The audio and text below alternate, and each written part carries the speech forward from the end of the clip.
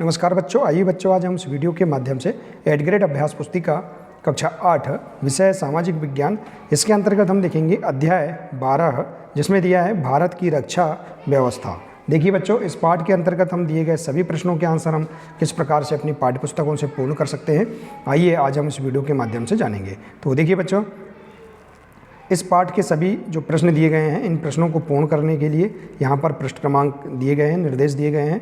इनके आधार पर ही हम अपनी पाठ्यपुस्तक से प्रश्नों के आंसर पूर्ण करेंगे। तो आइए देखते हैं। देखिए बच्चों, यदि आप इसी प्रकार से और भी अन्य विषय के आगे की वीडियो देखना चाहते हैं तो आप हमारे इस चैनल को सब्सक्राइब कर लें, बेल आइकन को प्रेस कर लें ताकि आने वाले सभी महत्वपूर्ण वीडियो आप तक पहुँचते रहेंगे। तो आइए देखते हैं। पहला प्रश्न है, भारतीय रक्षा सेना के प्रमुख अंग कौन कौन से हैं, उनके नाम लिखिए। तो देखिए, भारतीय रक्षा सेना के प्रमुख 3 अंग हैं, थल सेना, नौसेना और वायु सेना। इसके बाद देखिए अगला प्रश्न है, थल सेना को कितने क्षेत्रों में संगठित किया गया है, उनके नाम लिखिए। तो इसका आंसर देख सकते हैं पृष्ठ क्रमांक 116 में। थल सेना को 5 क्षेत्रों में संगठित किया गया है।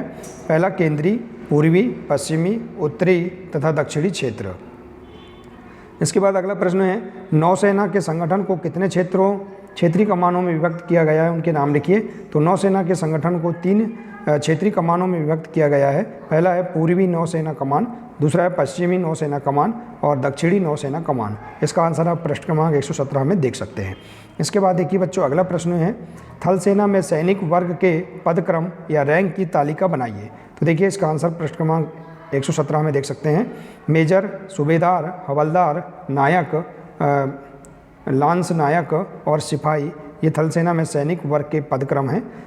इसके बाद देखिए अगला प्रश्न है, वायुसेना में अधिकारी वर्ग के पदक्रम की तालिका बनाइए। तो वायुसेना में देखिए इसका आंसर देख सकते हैं पृष्ठ क्रमांक 118 में। Air chief marshal, air marshal, air vice marshal, air commander, group captain, wing commander, squadron leader, flight lieutenant और फ्लाइंग ऑफिसर। तो इस प्रकार से आप यहाँ पर वायुसेना में अधिकारी वर्ग के पदक्रम की तालिका इस प्रकार से क्रम से आप बता सकते हैं। इसके बाद देखिए अगला प्रश्न है, वायुसेना की प्रमुख कमान कौन कौन से स्थानों पर बनाई गई है, इनके मुख्य अधिकारी किस रैंक के होते हैं। तो वायुसेना की प्रमुख कमान महाराष्ट्र के नागपुर में बनाई गई है। इसके प्रमुख अधिकारी एयर मार्शल रैंक के होते हैं। इसका आंसर आप पृष्ठ क्रमांक 118 में देख सकते हैं। इसके बाद अगला प्रश्न, भारतीय सेना की संयुक्त कमान की स्थापना कब और कहाँ की गई। तो भारतीय सेना की संयुक्त कमान की स्थापना सन 2001 में अंडमान निकोबार द्वीप समूह में की गई। तो इस प्रकार से आप इस प्रश्न का आंसर लिख सकते हैं। इसके बाद देखिए बच्चों, अगला प्रश्न है, शांति काल में रक्षा सेनाओं का क्या योगदान होता है। तो देखिए इसका आंसर 119 प्रश्न नंबर में, सेना शांति काल में समाज सेवा के अनेक प्रकार की कार्य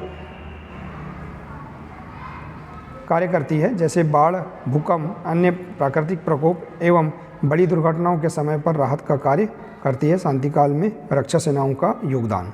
इसके बाद देखिए अगला प्रश्न है, भारतीय नौसेना के मुख्य युद्धपोतों के नाम लिखिए।